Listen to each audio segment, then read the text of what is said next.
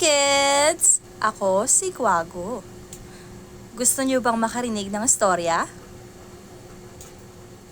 Sige, ang kwento natin ay Ang Pagong at ang Kuneho. Isang araw, pinagtawanan ng kuneho ang mabagal na pagong. Sinong tumawa sa pagong?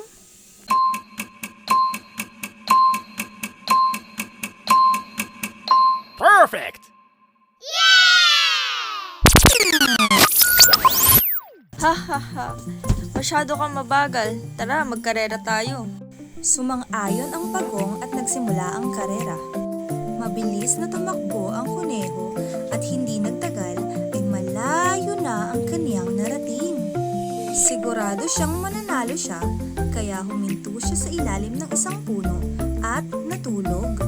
Dahan-dahang naglakad ang pagong at hindi huminto. Sa tingin mo, sino ang mananalo sa karera?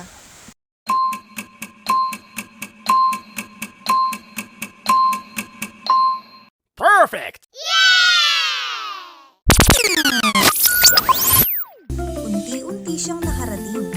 Sa huli, nauna siyang nakarating sa finish line at nanalo sa karera. Nagising ang kuneho.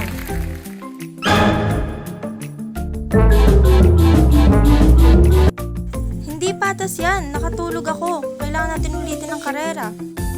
Ngunit sa pagkakataong ito, walang nakinig sa kuneho.